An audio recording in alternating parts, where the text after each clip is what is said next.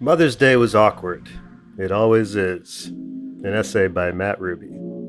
That's me.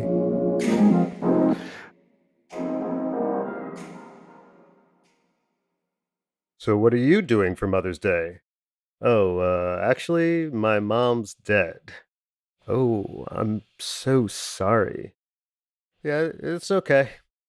I have that conversation frequently. One odd thing about having parents who passed away at a relatively young age is how much you become a downer for the rest of your life when other people bring up parents as a topic. Not only is living through the loss itself a bummer, it also takes on this weirdly exponential awkwardness factor. You're constantly forced to explain it in a way that puts other people at ease in order to get jackknife conversations out of a sadness ditch. Both my parents have been dead for years, so it's nothing new to me. But whenever another person first hears about it, it's breaking news that must be handled gracefully. And they give you this head tilted to the side, compassion filled. Oh, that must be so tough. Consolation gaze, and then wait for your response. Obviously, they mean well. I get that. But nonetheless, now it's your job to either enter the depths of despair and sadness with them or console them. I usually go with something like, yeah, but she lived a wonderful life when she was alive, and I'm very glad to have had her for a mother and hope that releases them from, needing to pursue the conversation further. In general, I wonder about condolence as an act and whether it's there more for the giver or the receiver. Because sometimes condolence feels less like sympathy and more like confession, like the other person is trying to receive forgiveness for not having to endure the same hardship. It's as if they're saying, "Oh, well, my mom's still alive. Do you forgive me for that?" It's as if they want to be released from, I don't know, some minor form of survivor's guilt or something. I recall when my father was dying from cancer and how occasionally a neighbor would come over to visit. My dad was really sick, yet we were frequently having a great time together in a way we hadn't for years. Deathbeds can be liberating like that. We were looking at old photos, listening to Johnny Cash records, and laughing about things that had happened decades ago. And then a neighbor would ring the bell, and an aura of gloom descended upon us. Oh, yeah, we're supposed to be sad. I'd open the door and talk with the neighbor, who usually had a cake or some other item of food, and they'd stare mournfully and say in that sadness tinged voice, "This must be so tough for you. It's so awful." On some level, I just didn't think it was right to let this stranger feel sadder than me about my dad dying, so I'd match their energy. It was almost like I was a drunk driver trying to act sober for the cops. Oh, yes, it really is terrible. This uncheery chit chat would go on for a few minutes and then eventually they'd depart. And I knew their intentions were well meaning, but I slightly resented it too. They got to do a drive by sadness hit.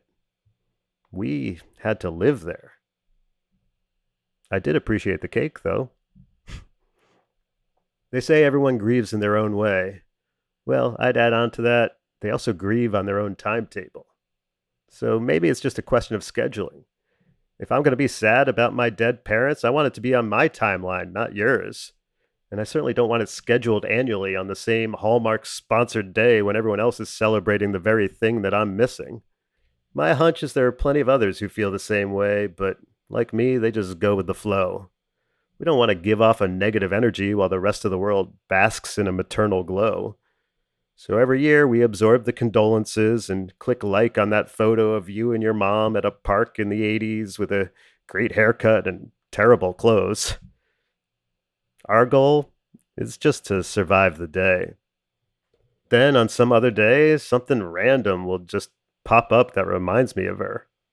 For example, when Harry Met Sally comes on the TV, and I remember as a child going to see it with her in the theater, and how when the movie ended, we just sat there as the credits rolled, and she turned to me, and I'll never forget this. She just goes, "Characters. That's what makes a great story, great characters. If you care about the people, you'll follow them anywhere. Or I see a pair of sunglasses and remember that time she shoplifted a pair just like them from Bloomingdale's right in front of me. And then the next day, made me watch as she mailed the sunglasses back to the store, accompanied by a letter apologizing for the theft. Huh, that sure was strange. Or the day I was going through some papers she left behind and I found a crinkled typewritten note with the title Towards Oneness. I'll read it to you now. Go on a week's vacation together to a faraway, exciting place. Take scuba diving lesson near here. Go scuba diving when we create the opportunity.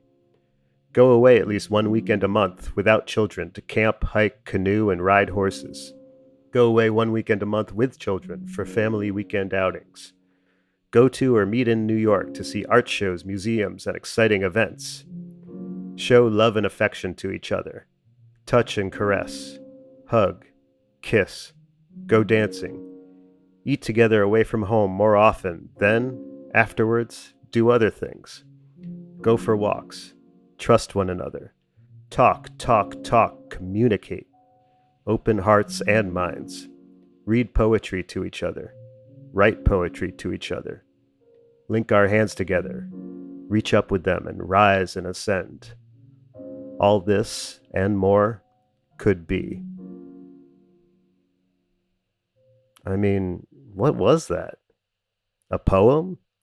A letter to herself? A fantasy? I've shown it to others before, and they marvel at the beauty of the prose. But I think, canoe? I never saw you canoe. Did you ever even set foot in a canoe? They want to talk about the words she wrote, but I go somewhere else. I just want to stare at the creases she made and the coffee stains she left on that piece of paper. I just want to touch something she used to touch.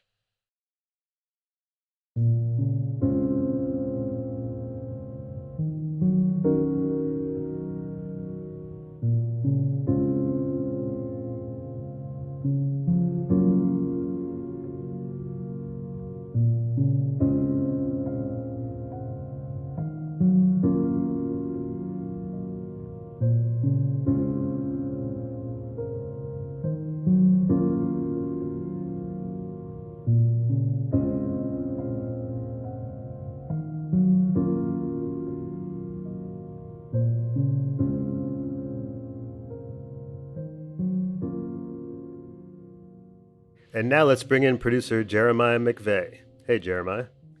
Hey, Matt.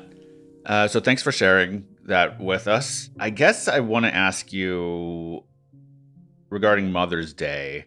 Obviously, it's a very different holiday for you. There's a before and there's an after. Did you have good experiences on Mother's Day before your mother passed away? Or was it just a Hallmark holiday then, too? Yeah, nothing particularly that stands out as being like, oh, yeah, Mother's Day was really important to my mom or to our family in general. Yeah, it seemed, I mean, I would always, write her a card or give her a call or, Hmm. if we were together, try to do something, but it never held special import to me.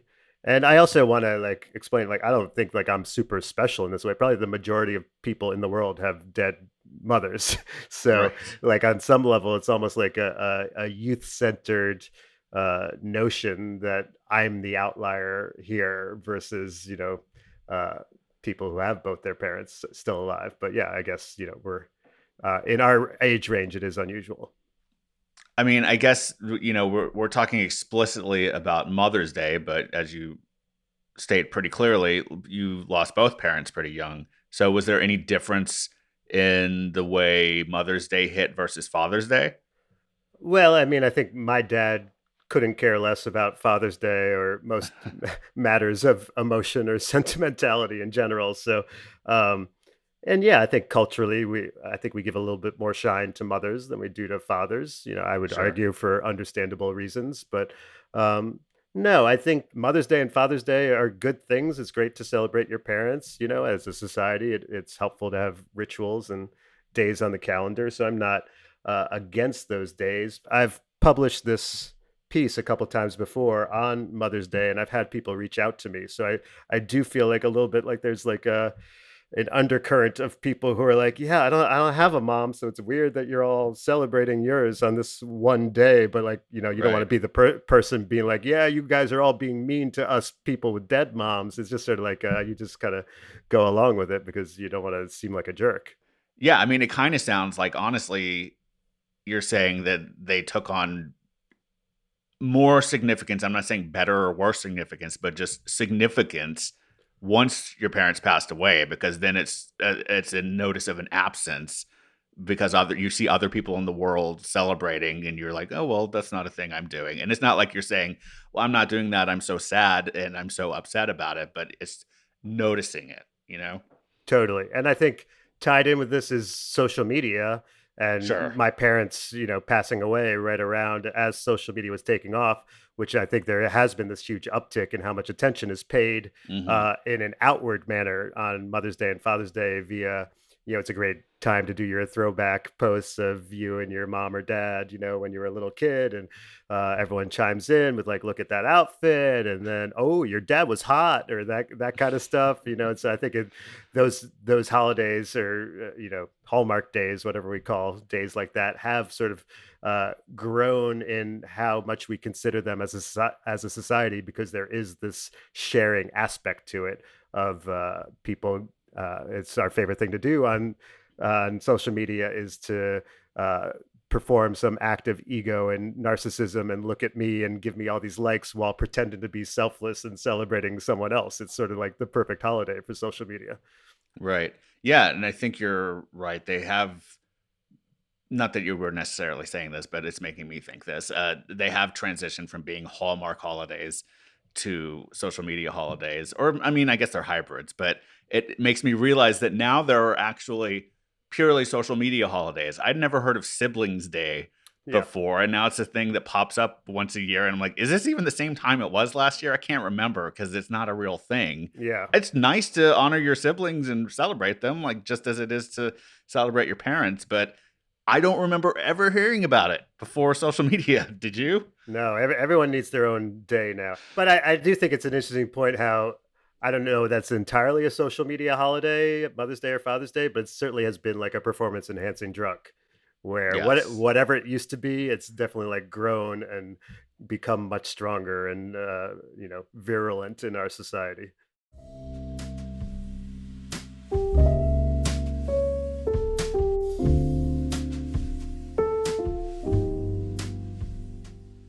And now for some quickies.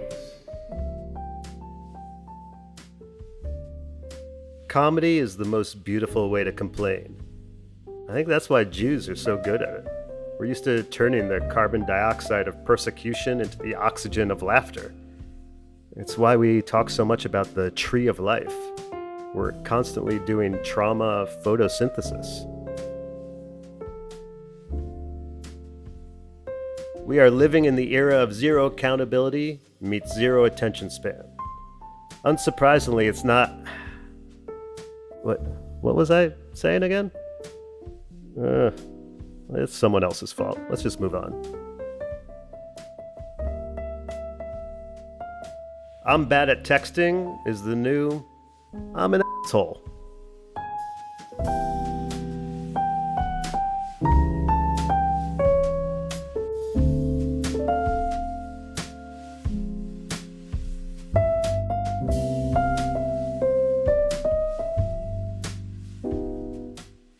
You can subscribe to or follow this show just about anywhere you listen to podcasts.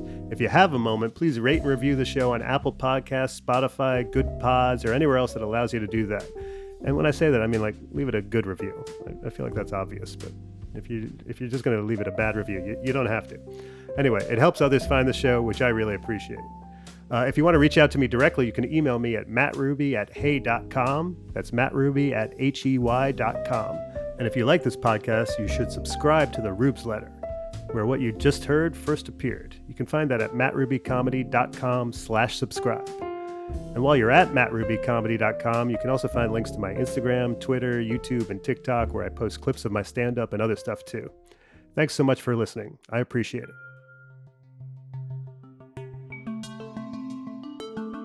This podcast is produced by Stereoactive Media.